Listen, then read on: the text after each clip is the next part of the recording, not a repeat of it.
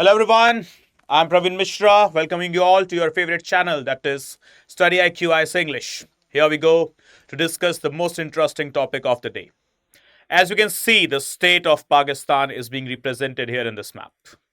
We thought that the wars would be on the LOC front, or maybe from the other areas of LAC could be even. But the things have been now totally different.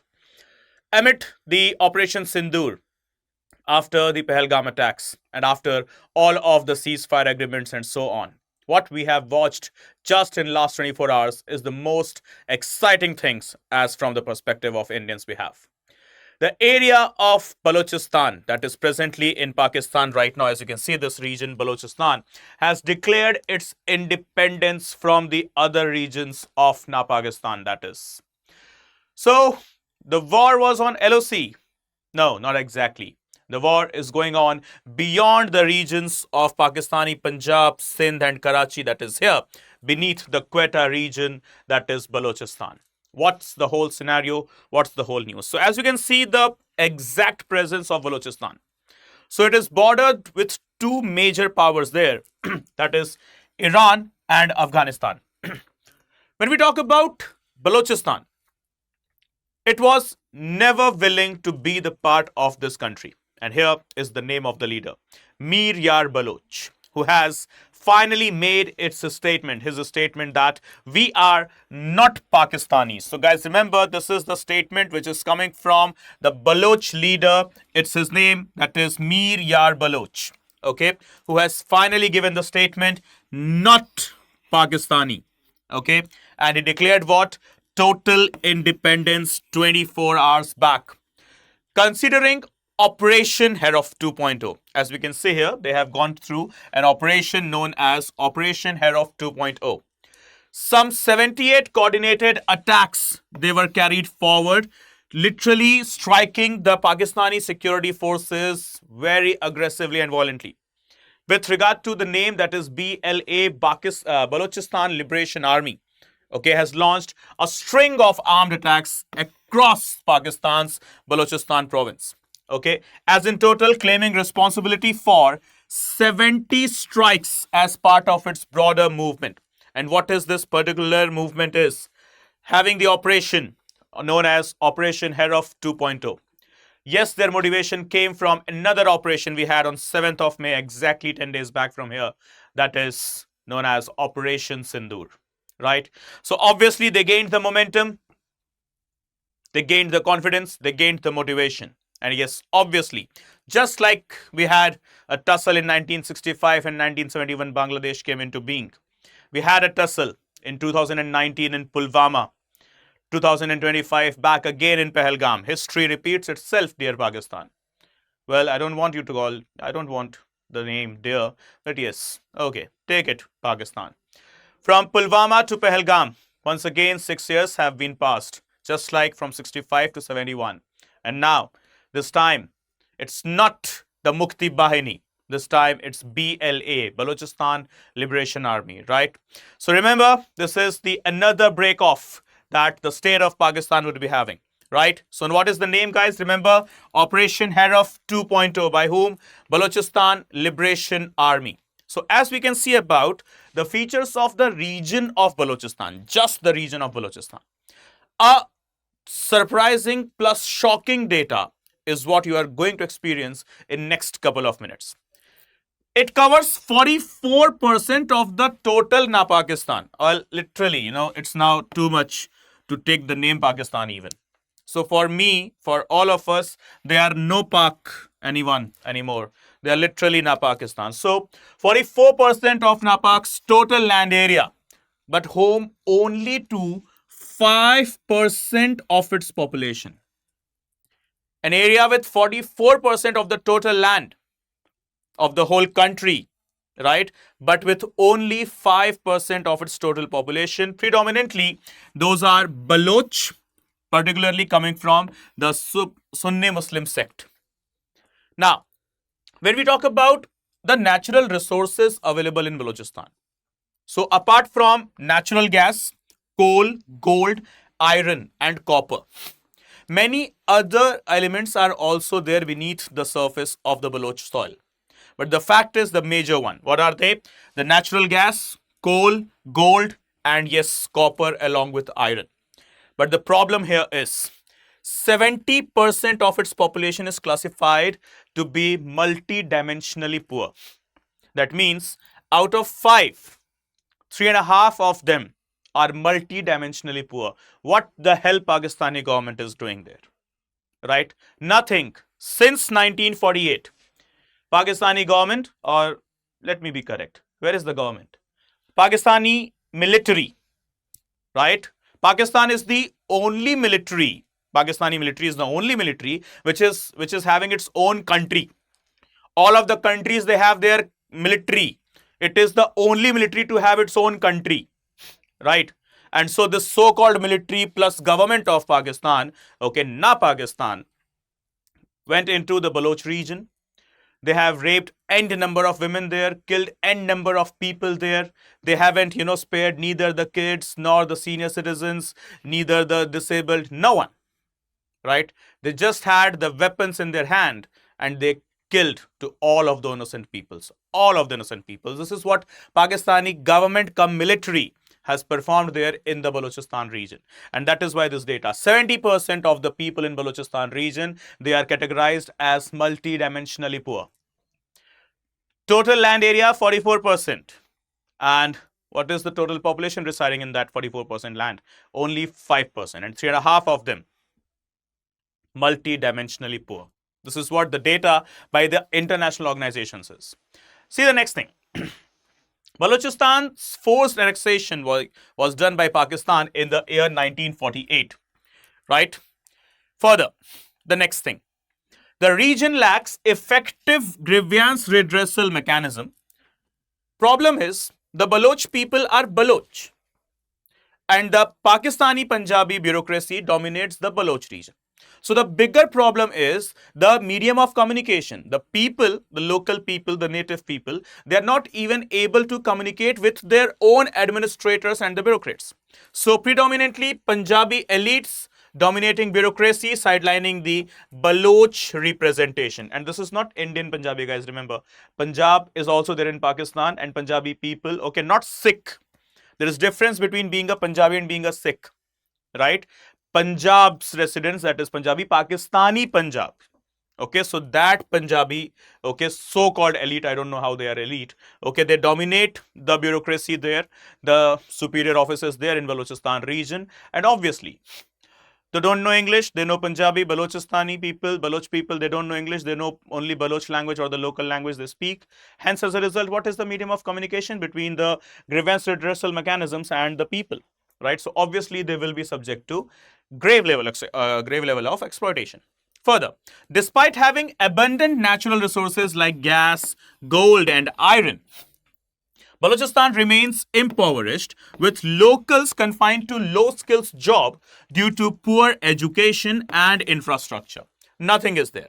No education, no infrastructure. Balochistan is the most undeveloped area of the whole globe. Remember. It has Pakistan's lowest literacy and worst gender parity index. Lowest literacy and worst gender parity index of Pakistan, specifically of the whole of Asia, what you can say. No infrastructure, no education, malnutrition, impoverished community, totally. Just, if you can understand, out of 100, 70 of them, they are having the multidimensional poverty tag with themselves. Apart from that, gender parity is nowhere. And apart from that, yes, the literacy rate is also nowhere. That means you can understand how much deadly exploitation would have taken place by the so-called Pakistani army as well as the Pakistani government.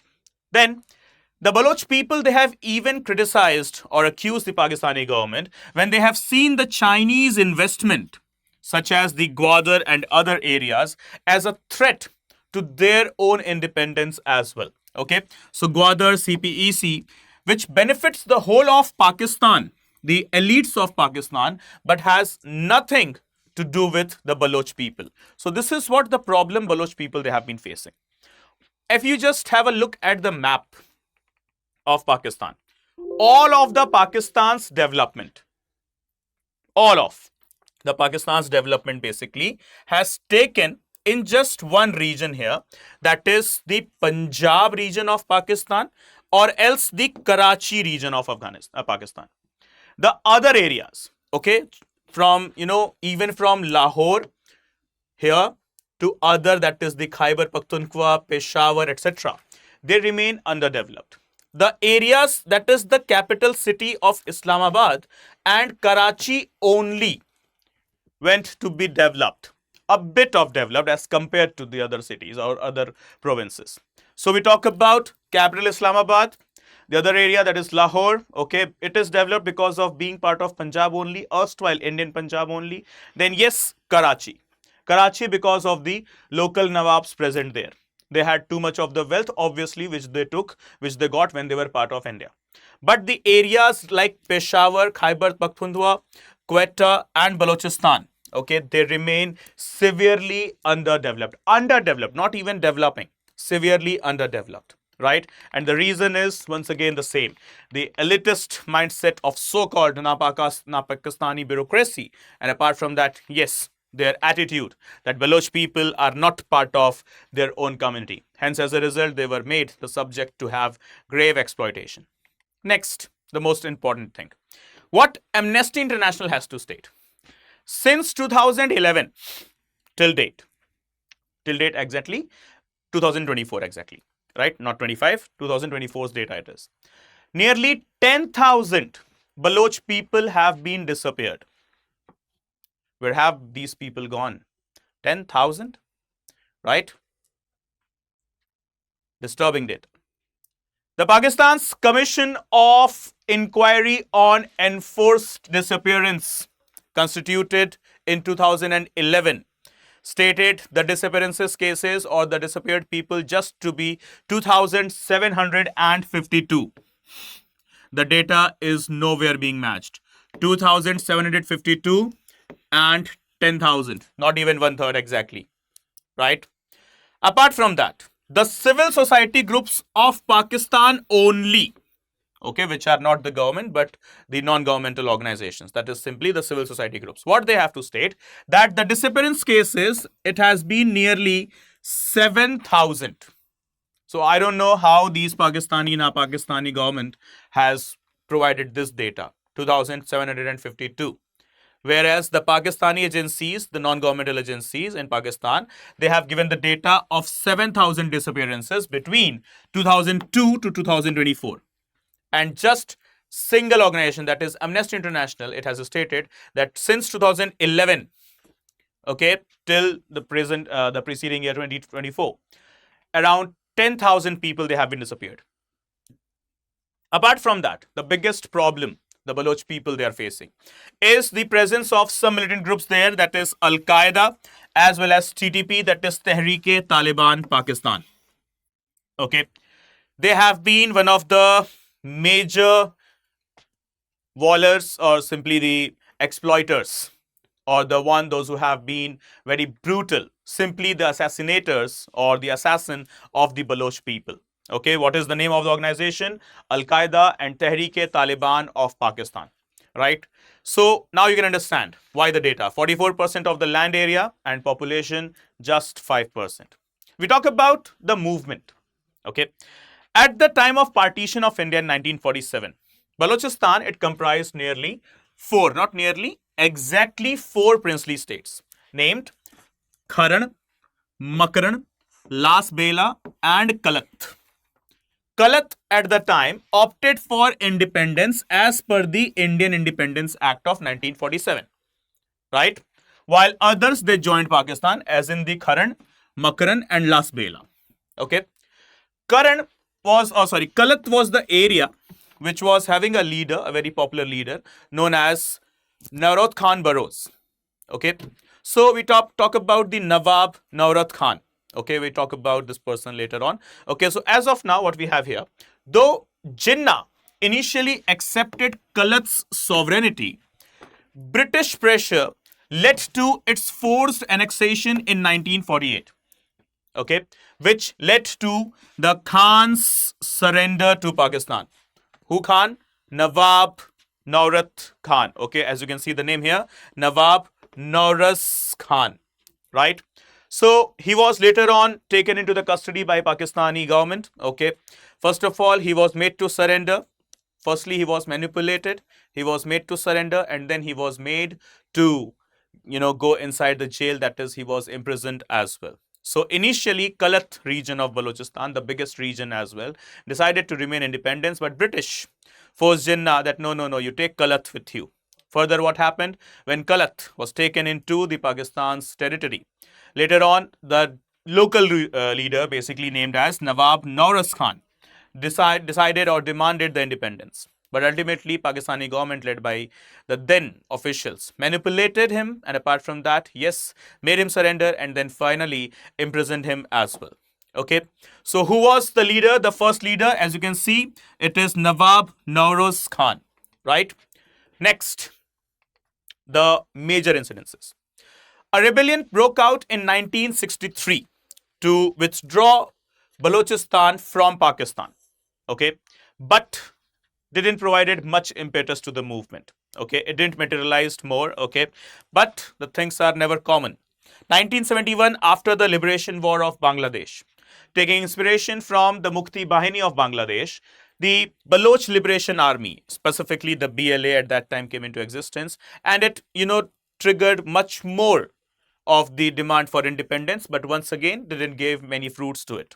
Further, after that, the fifth wave, that is finally after the 2000s, okay, it triggered the new demand. It triggered the new demand from the Balochistan people or the Balochistan Liberation Army, and the hostilities continued between the Baloch as well as the Pakistani government. Okay, so the issues of contention rising from 1948 till 1970, but suppressed in between. 1971 liberation war of Bangladesh provided boost to them, but provided didn't much of the fruits once again. After that, okay, coming to the 21st century, Baloch people, they started having their demands once again. Okay, and ultimately, finally, right now, when you talk about the date, that is today, 16th of May, what we have got, Mir Yar Baloch, basically the Baloch leader from the very same lineage of Nauroz Baloch, okay, has now declared total independence from the Napak country called as somehow Pakistan. Well, Pakistan or even Bikaristan, you are good for nothing. Okay, you just can have the Twitter war, and your players, former players, can just have a cup of tea in your hand and can just provide some nonsense statements.